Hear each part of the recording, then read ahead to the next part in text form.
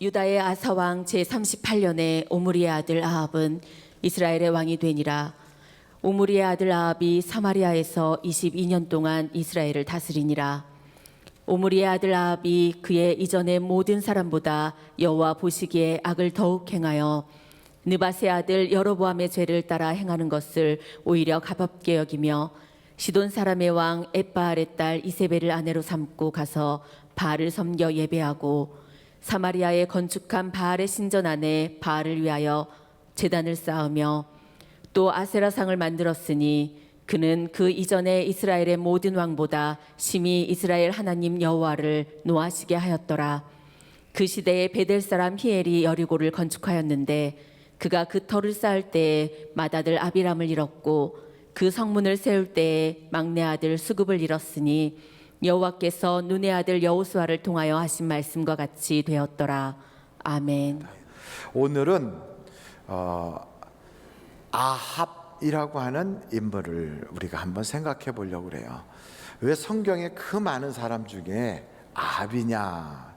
아합이 오므리의 아들이에요. 오시 집안 사람이라고요. 성경에 오시가 들어가는 오성이 들어가는 사람이 그리 많지 않아요. 오베데돔 그리고 오네시모 뭐 이렇게 신구약에 등장하지만 오므리라고 하는 사람은 그렇게 유명한 사람은 아니에요. 근데 그 오므리의 아들이 아합이에요. 근데 아합을 연구하기 전에는 저는 다윗을 닮은 사람인 줄 알았어요. 그래서 저한테 잘하면 참 하나님 복 받겠구나. 그리고 저한테 조금 안 좋게 하는 사람은 너 그러다가 사울같이 된다, 너 그러다가 압살롬같이 된다, 이런 쓸데없는 교만을 가지고 있었어요. 근데 성경을 쭉 보다 보니까 제가 가장 비슷한 사람을 딱 찾았는데 그게 아합이더라고요. 저하고 가장 비슷한 사람이 누구냐? 아합이었어요. 거기에서 충격이 있어요. 아합에 대해서 여러분들이 생각하면 아합은 악한 왕, 아합은 이세벨 만나가지고 망한 사람, 뭐 이렇게 생각하는데 사실 아합은 그렇게만 평가할 수는 없어요. 오시 집안의 아들이라서 그러는 게 아니라 그는 착한 사람이에요. 얼만큼 착하냐면 여러분 착하다는 것을 이렇게 표현하지 않아요? 첫째, 부모 말 잘 듣고, 그 둘째, 아내 말 잘 듣고, 셋째, 나가서 사람들한테 해코지 안 하고. 그럼 착한 거 아니에요? 뭐 왜 대답이 없으십니까? 여러분 남편이 여러분 말 잘 듣고, 그걸 또 부모님 말씀 잘 듣고, 세상에 나가서 해코지 안 하고, 그리고 돈 잘 벌어오고, 나름대로 자기 자리 다 잘 지키고, 그리고 아버지가 하던 일보다 훨씬 더 크게 일을 한다. 그러면 능력도 있고 착하다. 우린 그렇게 표현할 수 있어요. 그게 바로 아합이에요. 아합은 착한 사람이에요. 남한테 해코지 하지 않았어요. 그의 성경 내용을 쭉 보면 그가 직접 사람을 죽인 적도 한 번도 없어요. 어느 정도로 착하냐면 옛날 왕이면 왕 맘대로잖아요. 근데 이 사람 그렇게 안 했어요. 자기가 이렇게 왕궁을 짓고 있는데 그 왕궁 바로 옆에 포도원이 하나, 남의 땅 포도원이 있는 거예요. 근데 이 왕궁을 수비하려면 그 포도원을 왕이 소유를 해야 거기에다가 군대도 주둔하거나 거기에 또 어떤 작전할 때 필요한 여러 가지가 필요할 것 같아서 그 포도원이 필요한 거예요. 그래서 포도원을 팔아라, 내가 돈을 줄게. 그리고 돈 받고 팔기가 싫으면 내가 그보다 더 좋은 포도원을 땅으로 줄 테니까 그 포도원 나하고 좀 바꾸자, 이렇게 이야기를 했어요. 그럼 여러분 같으면 왕이 그런 얘기하면 뭐라고 그럴까요? 옛날 중국에서는 그랬어요. 뭐 어떤 대가도 받지 않고 왕이시여 우리 집에 오신 것만도 그냥 감개가 무량하다 이러면서 그냥 막 사람이 그냥 자기 집에 있는 거 잡아주고 막 그러잖아요. 근데 이건 그게 아니라 돈 주고 사겠다는데도 안 판다고 그러고, 땅을 그럼 바꿔주자고 그러는데도 안 바꾸겠다고 그러고, 고집불통이에요. 그러면 화가 나니까 저거 버르장머리 좀 고쳐줘야지 이럴 텐데, 아합은 어떤 사람이라고 그랬어요? 착한 사람. 착한 사람의 특징이 뭐냐면 그렇게 속상한 일 생기면 집에 가서 자요. 속상한 일이 생기면 이불 뒤집어 쓰고 누워요. 그렇게 자고 누워 있으면 누가 해결해 주냐면 마누라가 가서 해결을 하는 거예요. 참 남자들이 이렇게 착한 남자들의 특징이 누군가가 해결해 주는 사람이 있어서 그러겠지요. 그런데 저를 한번 따라해봐요. 착해도 지옥 갈 수 있습니다. 여러분, 착한 사람은 천국 간다고 생각합니까? 안 그래요. 착해도 지옥 갈 수 있어요. 우리는 세상에 아이들 보고 아이고 이 착한 녀석, 참 아무개는 착해, 누구누구는 참 착한 사람이야, 인격이 좋은 거예요. 그렇다고 해서 그가 모든 것이 다 갖춰졌다는 건 아니에요. 이 사람은 부족한 게 없어요. 아합이라고 하는 사람은 왕이에요. 그 아버지도 유능한 지도력을 가지고 있는 창립자예요. 그리고 이 아합에게는 한 가지 좀 정통성이 좀 부족했는데 그에게 그 부족한 걸 채워주는 여자가 이세벨이에요.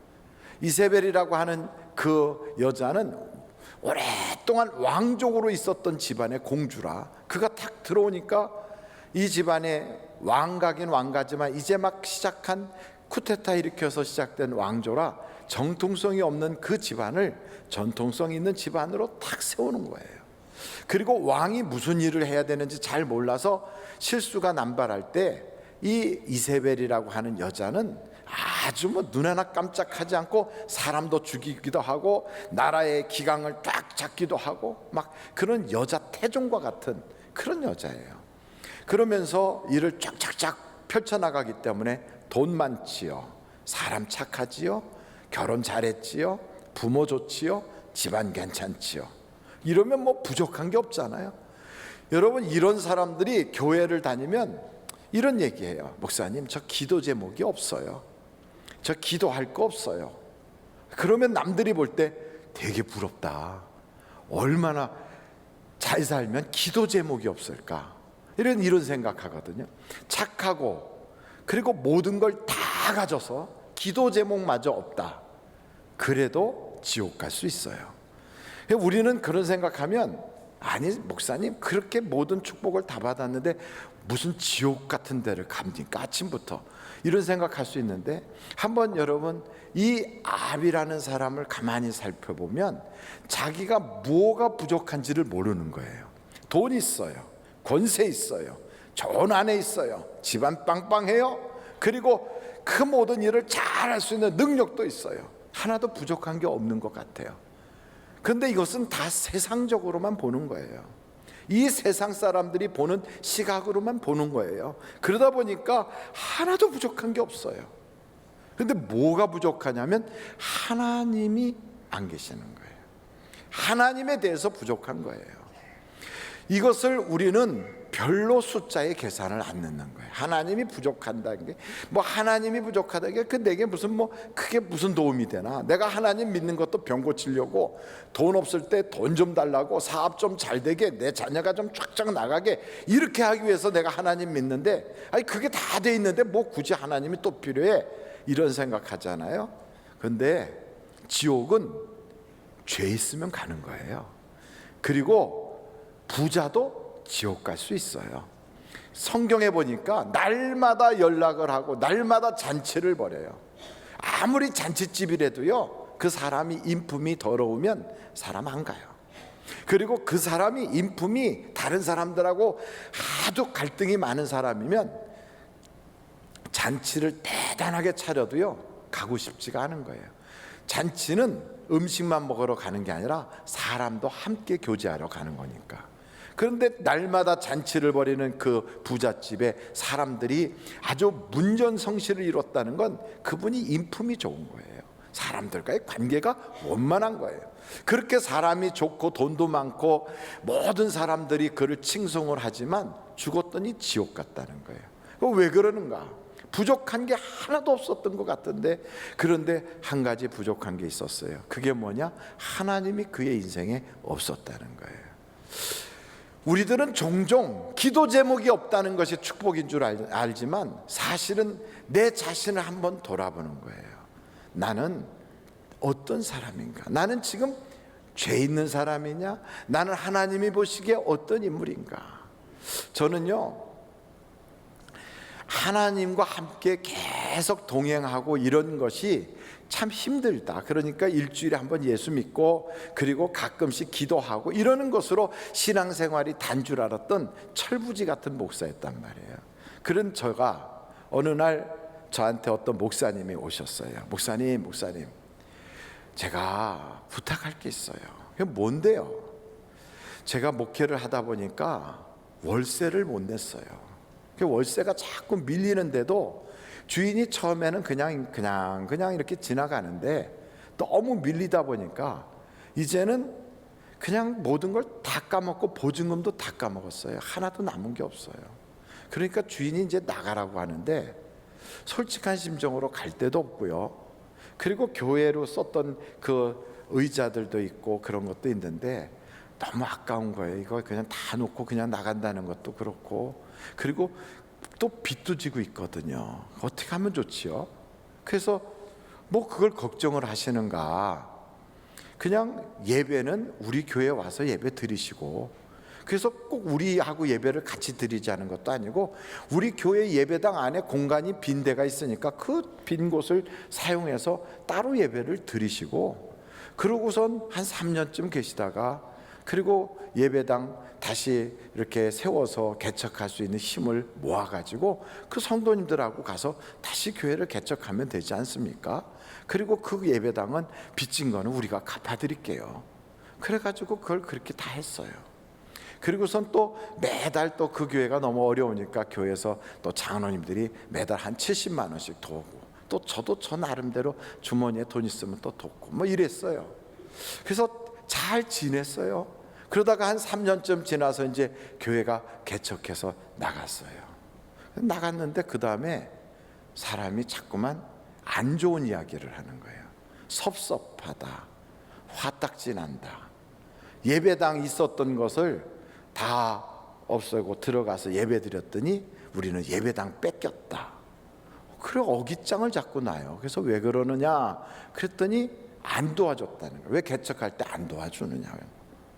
그 가만히 생각해 보니까 물에 빠진 사람 건져주니까 이제 보따리 달라고 하는 거더라고요. 속이 좀 편치 않은 거예요. 그런데도 그냥 어려우니까 저러겠지, 힘드니까 저렇겠지 하고 가서 이제 교제하면서 가서 인사하려고 손을 내밀었는데 확 외면해 버리고 소리도 또 꽥 지르기도 하고, 아니 내가 굉장히 잘못한 것처럼 하는 거예요. 그래서 한동안 기분이 나빠가지고 그런 사람들 모임에 안 갔어요. 안 가고, 그런데 그런 사람들하고 딱 끊어서 감사할 줄도 모르고 고마운 것도 모르는 사람들하고는 끊는 게 제일이다. 그리고 딱 교제를 끊고요. 그러고서 있었어요. 그러면서 이제 하나님께 기도하고 이제 이러면서 속으로 그런 목사가 목회를 제대로 하겠어? 감사할 줄도 모르는 사람이 뭘 하겠어? 이러면서 속으로 판단하고 있었거든요. 그러던 차에 제가 하나님께 어떤 작정 기도를 하는데 그거하고는 전혀 상관없는 작정 기도를 할 때 하나님께서 그러는 거예요. 저한테 너는 왜 네 맘대로 하냐? 너는 너무 시건방지다. 저한테 그러세요. 너는 내 것 가지고 네가 주인인 척도 하고 나한테 물어도 보지 않고 내 것 가지고 네가 맘대로 쓰더라. 너가 종이 맞냐?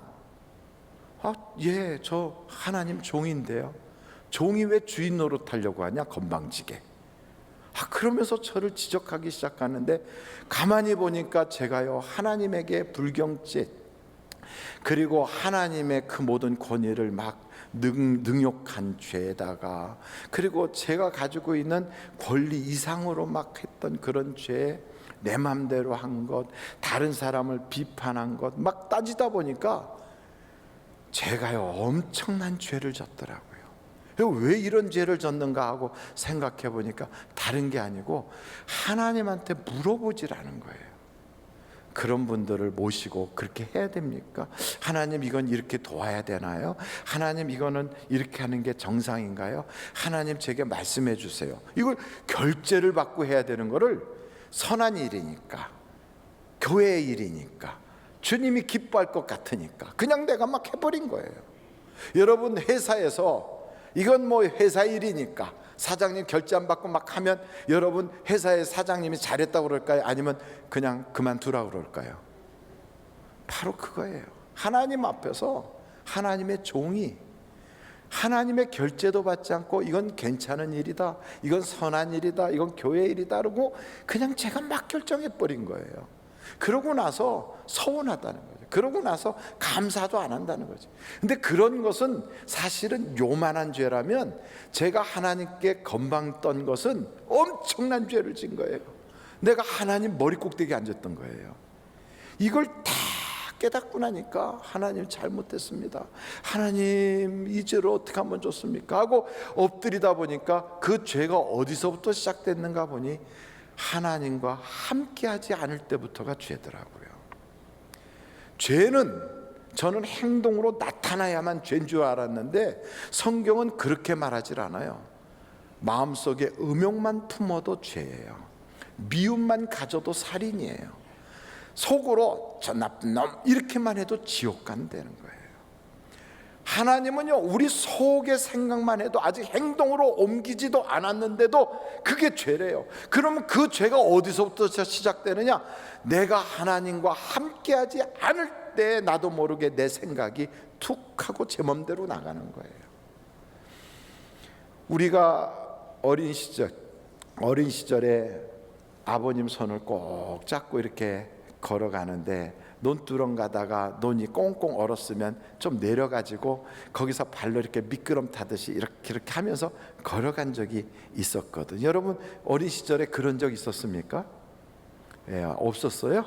좀 그런 것도 좀 하면서 사세요.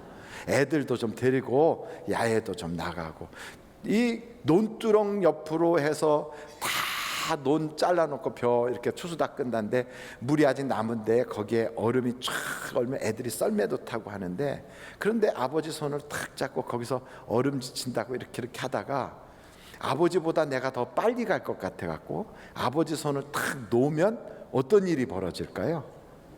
그대로 나가 떨어질 수가 있어요. 근데 그렇게 나가서 뻥 떨어지려고 할 때 안 떨어져.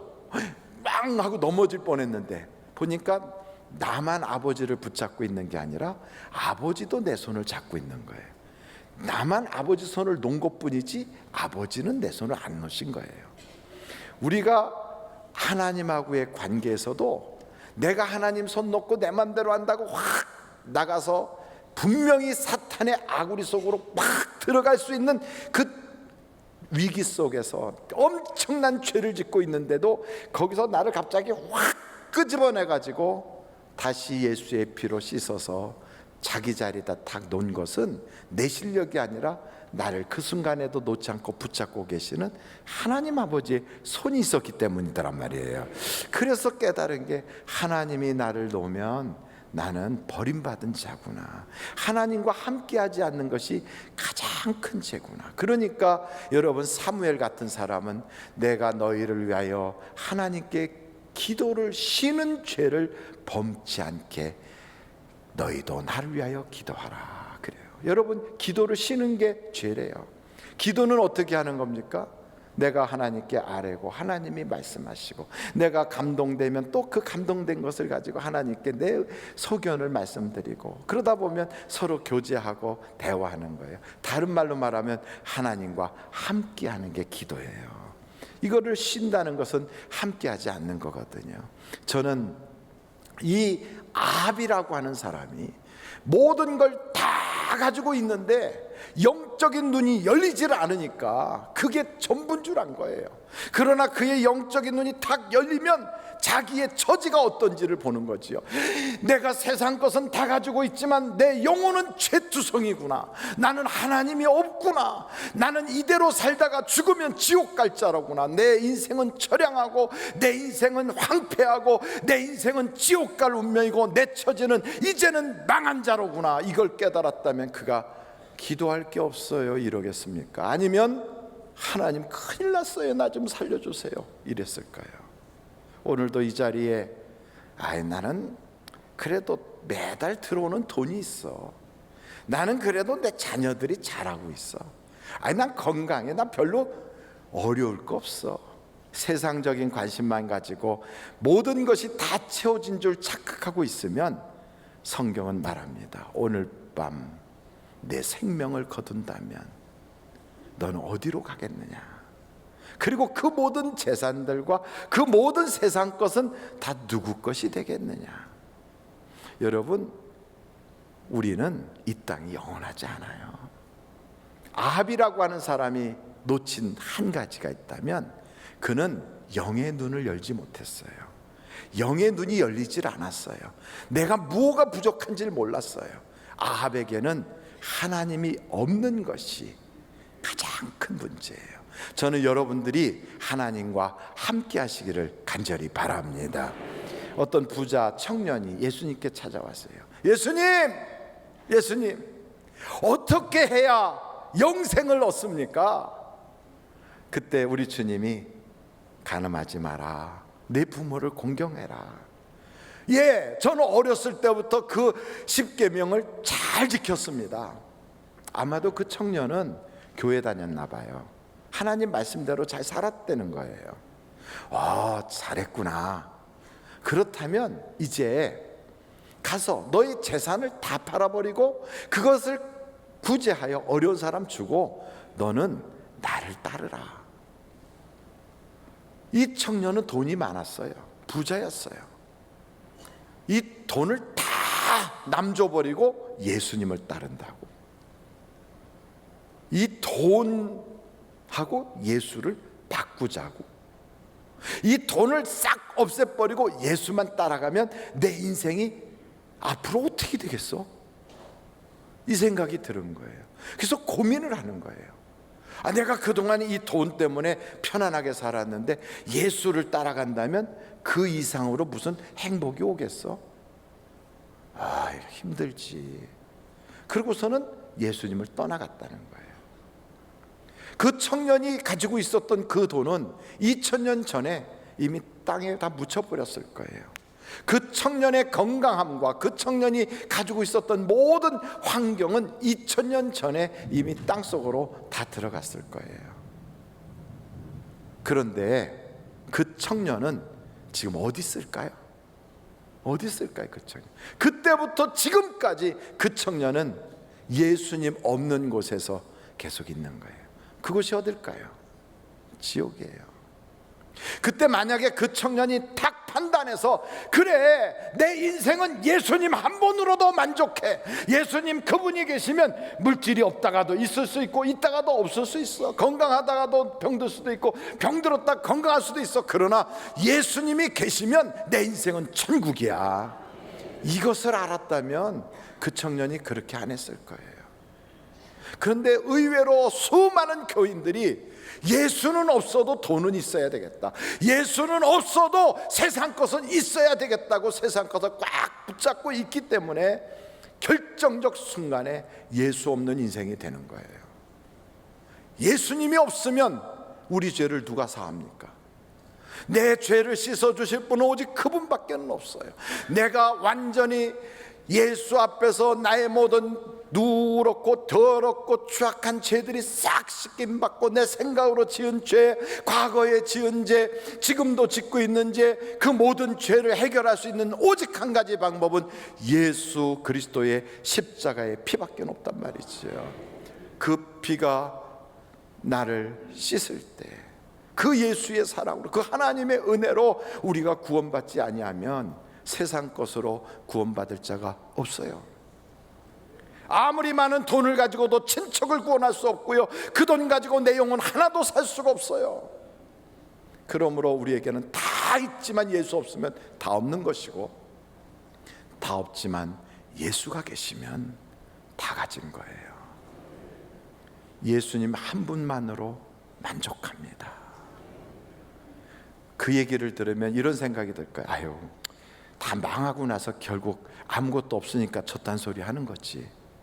그렇지가 않아요. 예수님이 내게 계시면 다 가질 때 누리지 못했던 그 기쁨이 있어요. 그리고 예수님이 내게 계시면 그분이 주시는 지혜와 은혜로 가질 수 있도록 하나님이 길을 열어주세요.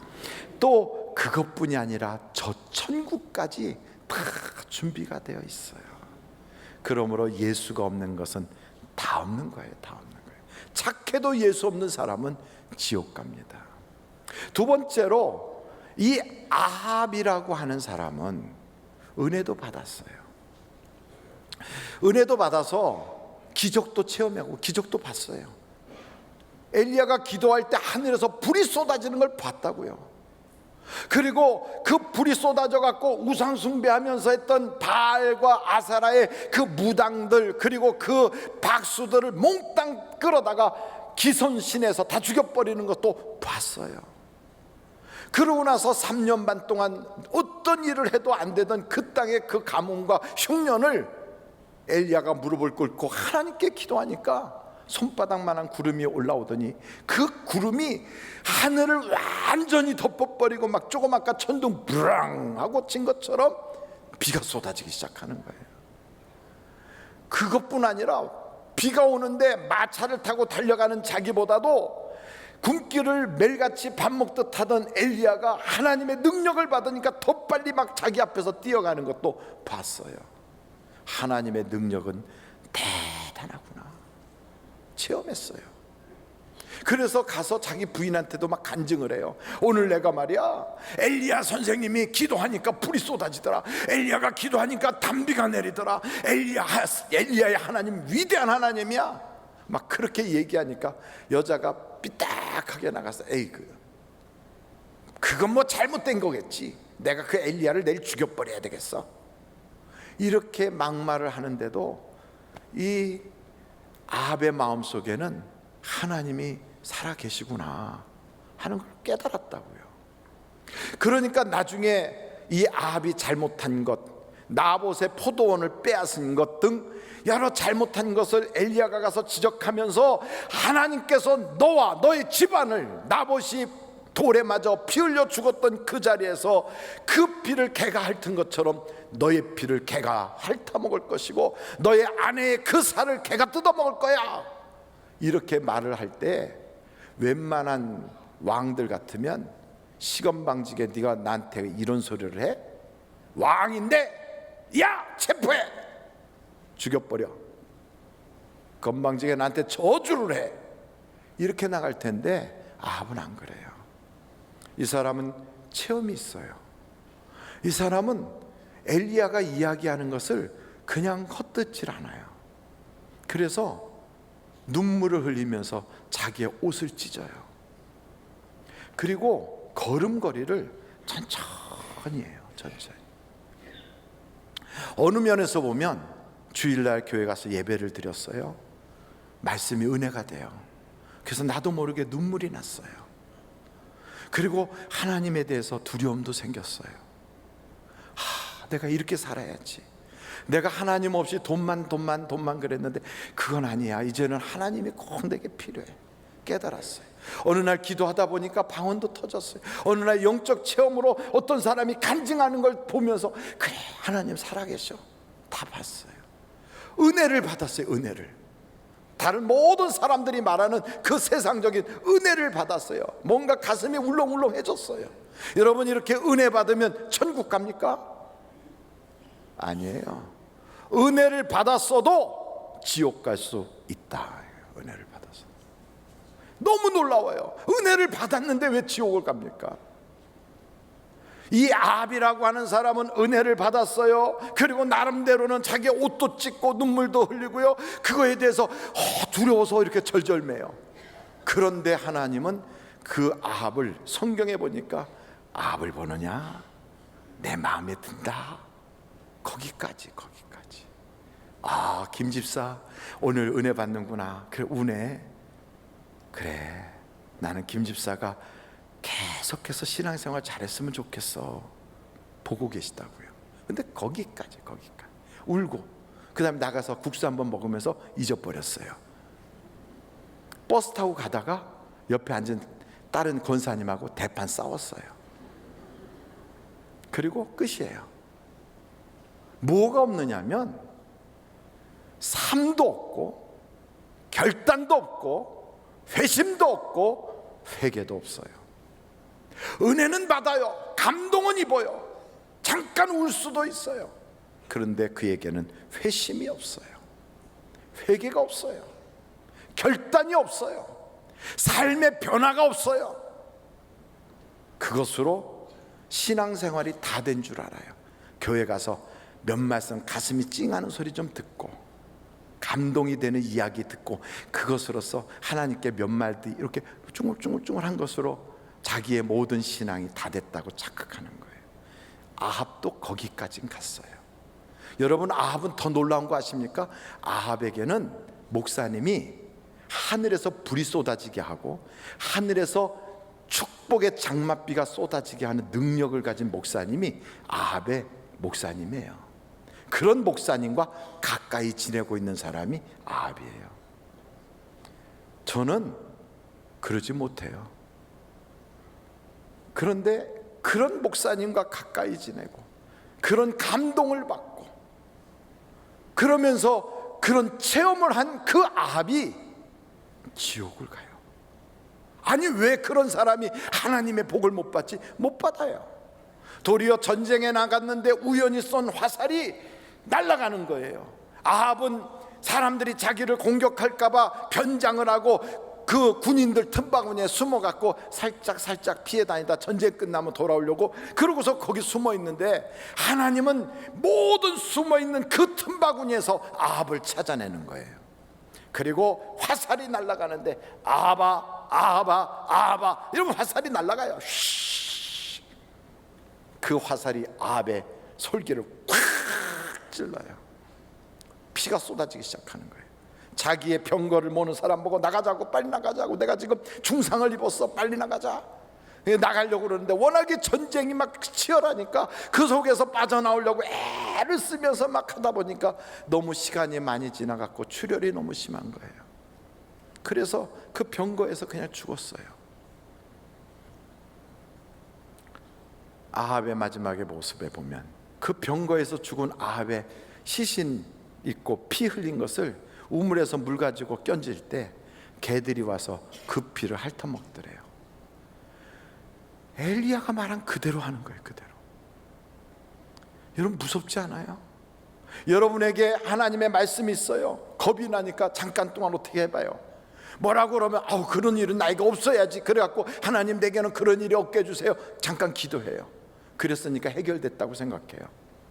아니지요. 아합도 거기까진 간다니까요. 왜 내게는 일이 안 풀리느냐? 나는 왜 교회를 다니는데도 어려움들이 있는가? 지금 딱 앉아서 마치 목사님한테 지금 다 야단 맞고 있는 것 같아, 기분이. 이런 생각을 다 가지고서 속상해서 마음이 찝찝할 때, 그래서 하나님, 이런 일이 내게 없게 해주세요 하고 기도하고서, 그러고선 가볍게, 마음 가볍게 해피하게 밖으로 탁 나가서 이제는 없을 거야, 하나님께 맡겨버렸어. 그렇지 않다니까요. 회심하지 않으면, 회개하지 않으면, 돌이키지 않으면, 여러분의 인생의 삶의 그 습관과 그 틀을 바꾸지 아니하면 아합과 다름이 없다는 거예요. 그래서 저는 여러분들에게 요청해요. 교회 와서 예배 드릴 때는 눈물이 회복되기를 바라요. 그리고 그 눈물로서 끝내지 마시고요, 예수 그리스도의 그 십자가로 나의 모든 허물과 죄를 씻는 시간이 있었으면 좋겠어요. 회개하는 거예요. 여러분, 성경 사도행전에 보니까 하나님께 우리의 죄를 내놓고 회개하고 나면 우리에게 유쾌하게 하는 날이 이르리라. 여러분, 회개를 해야만 유쾌해지는 거예요. 탕자가 밖에서 돼지 그 주염 열매를 가지고도 먹을 수가 없고 돼지들 틈바구니에 껴서 거기서 살아보려고 해도 도저히 살 길이 없는 그 탕자가 깨달았어요. 아버지 집에 가면 모든 걸 내가 다 누릴 수 있는데, 알았다고 해결되지 않아요. 교회 와서 알았어요. 해결되지 않아요. 어떻게 해야 됩니까? 아버지 집으로 돌아가야 돼요. 돌아가야 돼요. 우리의 인생살이 이렇게 가던, 나의 마음과 내 육체가 원하는 대로 가던 그 길에서 돌아서서 아버지가 원하는 그곳으로 가야 돼요. 가야 돼요. 그것을 회개라고 말해요. 돌이켜야 돼요. 돌이켜야 돼요. 그리고 나서 잔치가 누더기 같은 옷을 입은 그대로, 더러운 그대로 잔치가 벌어지느냐? 안 그래요. 아버지가 목욕하라고 그래요. 목욕하라고. 씻어야 돼요. 오늘 여러분 예수의 피로 이 자리에서 다 씻기를 간절히 바랍니다. 주님, 내 머리부터 발끝까지 내가 세상 살면서 묻었던 수많은 죄의 때국물들, 내가 알고 지은 죄 모르고 지은 죄를 이 시간에 예수님의 피로 씻어 주시옵소서. 씻어야 돼요. 씻어야. 죄를 말끔히 씻고 때국물 난 걸 다 씻고 나서 나오면 그때 그 아버지가 옷을 입혀줘요. 성령의 의의 옷을 쫙 입고 나오면 잔치가 벌어지는 그 잔치가. 여러분의 인생의 초상집이 잔치집이 되고, 불행한 인생, 거지의 인생이 주인의 아들의 인생으로 신분이 바뀌길 원한다면 아버지께로 돌아가시고 그 예수 그리스도의 피로 죄 씻음을 받고 성령의 옷으로 갈아입는 확실한 회심의 역사가 있기를 간절히 바랍니다. 내가 왜 그렇게 살았는가? 내가 왜 전에는 그렇게 살았는가? 죄가 미워지고 죄에 대해서 두려워할 줄 알고 죄의 결과에 대해서 떠는 자를 하나님이 복 주신다는 거예요. 그래서 복음성가에도 이런 복음성가가 있어요. 죄악에 썩은 내 육신을 주님이 쓰시려 했네. 죽음의 덫에 걸려있는 몸 주님이 쓰시려 했네. 속죄하는 손 치유하시고 속죄하는 발 치유하셨네. 새 생명 얻은 이 몸 다 바쳐 주님께 영광 돌리리. 먹물로 칠한 내 육신을 주님이 희게 하셨네. 십자가 보혈 증거하라고 주님이 살리셨네. 기도할 때에 음성 주시고 찬송할 때에 기쁨 주시네. 내 작은 입이 내 작은 몸이 주님께 붙들린 자라. 할렐루야. 반주하고 싶어서 나오셨는데요, 제 음성에 맞추는 반주자는 세계 최고의 반주자예요. 제가 이 음정이 안 맞으니까. 근데 어찌됐든 하나님께서는 죄에 썩어버린 우리를 그냥 버리길 원하지 않아요.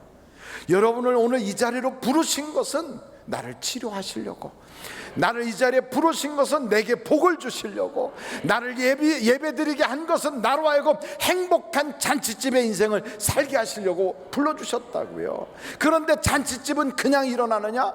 그 소식만 들었다고 했느냐? 안 되는 거예요. 말씀을 들었다고 해결되는 게 아니고 예배라고 하는 종교의식에 참석했다고 내 인생 팔자가 바뀌는 게 아니다 이 말이에요. 씻어야 돼. 씻어야 돼. 아버지께로 돌아가서, 아버지 내가 이제는 그렇게 안 살겠어요. 아버지 내가 내 맘대로 살고 내 육체가 원하는 대로 살던 그런 인생 살지 않고 하나님과 나는 이제 같이 살겠어요. 이게 아버지께로 돌아가는 거예요. 그리고 나서 예수의 피로 내 죄를 씻어주세요. 거역한 죄, 내 맘대로 살던 죄, 욕심부린 죄, 돈이면 다 된다고 생각했던 죄, 우상숭배의 죄, 쾌락을 즐기던 죄, 마땅히 사랑해야 될 사람들을 사랑하지 못하고 하나님을 사랑하고 교회를 사랑하는 것 대신에 나만 사랑하고 돈만 사랑했던 죄, 주님 용서해 주세요. 말씀을 들어도 쉽게 잊어버리고 고집만 부렸던 죄, 하나님의 말씀에 순종하지 못하고 내 생각만 그냥 주장했던 죄, 용서해 주세요. 그리고 죄를 씻음 받으면 그때 성령이 나를 확 옷을 입혀주세요. 성령의 옷을 입고 나면 얼마나 기쁜지 아십니까? 먼저 예배가 끝나면 희락의 영이 나를 감싸기 시작해요. 세상이 줄 수 없는 기쁨이 내게 막 가득 차기 시작하는 거예요. 충만해지는 거예요. 주님 것을 내 것이라고 고집하며 살아왔네. 금은 보화 자녀들까지 주님 것을 내 것이라. 아버지여 철없는 종을 용서하여 주옵소서.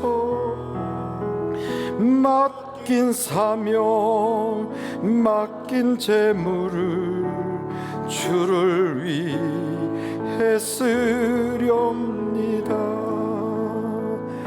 천하니 몸 내 것이라고 주의 일을 멀리 했네. 주신 이도 주님이시요 쓰신 이도 주님이시라. 아버지여 불충한 종을 용서하여 주옵소서. 세상 유혹 다 멀리하고 주의 일만 하렴. 3절은 다 같이 한번 불러보겠어요. 주님 사랑 받기만 하고 감사할 줄 몰랐었네. 주님 말씀 듣기만 하고 실행하지 못했었네. 아버지여 연약한 종을 용서하여 주옵소서. 주님 명령 순종하면서 주를 위해 살렵니다. 할렐루야. 어떤 사람은요 교회에서 주님이 원하셔서 말씀대로 살아야 되겠다 그래가지고 불기둥 구름 기둥을 탁 세우듯이 낮과 밤으로 하나님이 나를 함께 하시겠다고, 낮과 밤으로 나에게 깨닫게 하시겠다고, 예수 그리스도의 십자가 앞에 나를 끌어내기 위하여 말씀 중심으로 살으라고 막 끄집어내면요 내 생각도 아니에요, 내 주관도 아니에요. 마귀에게 혓바닥을 빼앗겨 갖고 왜 그딴 거를 왜 하는 거야, 귀찮게 왜 이런 걸 하는 거야, 이렇게 얘기를 하면서도 내가 지금 마귀의 도구인 줄도 모르고, 내가 말을 그렇게 하면 하나님이 기뻐할지 성령이 기뻐할지 마귀가 기뻐할지도 생각하지도 않고 영적인 우매함 속에서 왜 그렇게 삽니까? 깨어있지 못하니까. 순종하지 못하는 게 죄인 걸 알고 순종해야지 하는 게 아니라 순종하지 않는 걸 무슨 특권인 줄 알고 이렇게 하면서 하나님 나라의 왼수같이 살면서도 모르는 거예요. 그거를 몰라요. 그거를 가슴을 치고 내가 이대로 죽으면 나는 지옥이구나, 내가 이대로 죽으면 나는 마귀 새끼들에게 끌려가는 존재구나, 이걸 모르는 거예요. 이거를. 그래서 여러분 목사가 가슴이 터지는 거예요. 강단에 올라오기 전에 하나님 오늘은 좀 울게 해주세요. 성도 때문에 울게 해주세요. 깨닫지 못하는 사람들 때문에 울게 해주세요. 제 눈에 눈물이 회복되게 해주세요. 왜요? 착하잖아요. 왜요? 은혜 받았었잖아요. 그런데도 하나님의 잔치집에 못 들어가. 그런데도 하나님의 은혜의 중심에 서질 못해. 그런데도 마귀가 그를 자기의 도구로 써버려. 얼마나 가슴이 아파요. 영안이 열리지 않아서, 미련해서. 아합이라고 하는 사람은요, 핑계거리가 많아요. 난 그런 적 없어. 난 죄 짓지 않았어. 그건 내 마누라가 다 한 거야. 아유, 내가 한 게 아니고 저 사람이 했다니까. 그래요. 아는 죄 때문에 죽는 거예요. 성경에 보니까 엘리라고 하는 사람이 자기 집 아이들이 예배를 싫어해. 드리지 않으려고 그래. 하나님의 제사를 멸시하고 예배를 멸시해요. 알아요. 그런데 금하지 않아요. 잔소리하는 게 싫어요. 애들이 싫어하는 그 얼굴 표정 보는 게 버거워요. 그래서 내버려뒀어요. 하나님이 그의 집안을 싹 황폐하게 할 때 한마디 해요. 내가 아는 죄로 너를 심판하노라. 이 아합이라고 하는 사람에게도 똑같이 화살이 그를 쫓아가요. 나중에는 아합이 죽고 피 흘린 그 자리에서 이세벨을 왕궁에서 집어던져서 그 몸이 다 깨졌을 때 개들이 와서 손바닥 하나 남기지 않고 다 먹어버렸어요. 왜 그런 일이 벌어지느냐? 왜 그 집이 그렇게 비참하게 망하느냐? 이유는 하나예요. 아는 죄 때문에. 아는 죄 때문에. 그 아는 죄를 금하지 않았다는 거예요. 여러분, 내 가족이 전도되지 않아서 저대로 놔두면 지옥 갈 걸 알고 있어요. 내가 이 사람은 교회는 다니지만 아직 구원받지 않은 사람, 영적으로 깜깜한 사람이다, 알고 있어요. 이 사람은 하나님을 모욕하는 사람이다. 이 사람은 하나님의 적대적인 사람이다. 이 사람은 겉으로는 굉장한 사람 같지만 속으로 영적으로는 회칠한 무덤 같은 사람이다, 알고 있어요. 누가 압니까? 가족이 가장 잘 알아요. 그런데도 기도하지 않는 것, 그런데도 금하지 않는 것, 이게 아합의 문제였어요. 저는 여러분들이 아합이 되지 않고 다윗이 되었으면 좋겠어요. 아합의 길을 걷지 않고 축복의 자리 다윗의 길을 걸어가서 그의 후손이 길이 복을 받는, 다른 거 없어요. 내가 아합이 되면 나 때문에 집안 망하는 거고, 내가 다윗이 되면 나로 인하여 우리 가문이 명문가가 되는 거예요. 하나님, 내가 내 욕심 때문에, 내 영적인 무지 때문에 아합으로 살지 않게 하시고 다윗으로 살게 해주세요. 다윗과 아합의 차이는, 아합은 하나님이 없는 것을 몰랐다는 거예요. 다윗은 하나님이 없으면 몸부림쳐서라도 꼭 하나님과 함께 하려고 그랬어요. 여호와가 나의 목자시니 내게 부족함이 없다. 여러분의 인생은 어떤 인생입니까? 우리는 그 하나님과 날마다 동행하기 위해서 만나를 합니다. 또 적어요. 앞으로 5년은 제가 하려고 합니다. 5년은 하루에 한 번이라도 열어보세요. 그리고 그 말씀 앞에 여러분을 세워보세요. 그리고 그 말씀에 주시는 하나님의 감동을 기록하세요. 그리고 울어보세요. 회개하세요. 그리고 변화받으세요. 처음에는 시작이 어설플 거예요. 반복해보세요. 또 반복하세요. 습관이 돼요. 나중에는 하나님과 동행하는데 꿈에도 하나님을 봐요. 꿈에도 하나님하고 얼마나 가까이 얘기를 하게 되는지. 이제는요, 만나를 안 먹으면 하루가 아닌 거예요. 뭔가 굶은 것 같아요. 이걸 하지 않는 사람은 일주일 내내 성경 한번 열어보지 않아요. 따로 성경 본다는 말은 다 거짓말이에요. 만나, 가장 작은 첫걸음이에요. 여기서부터 시작해서 이제 여러분 하나님과 동행하십시오. 하나님이 여러분과 함께 하기를 지금 손을 쫙 붙잡고 있어요. 내가 쓰러지지 않았던 것은 내 재주가 아니에요. 내가 지금도 아합처럼 버림받지 않은 것은, 내가 그렇게 쓰러질 뻔한 자에 다시 일어나고 내가 그 위기에서 다시 살아난 것은 내가 경건해서가 아니에요. 하나님이 내 손을 잡고 있어서 그래요. 할렐루야.